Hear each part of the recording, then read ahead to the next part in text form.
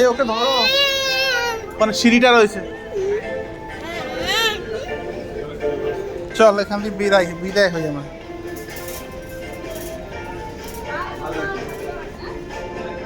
Hello cocoa দিদি, ভালো আছো?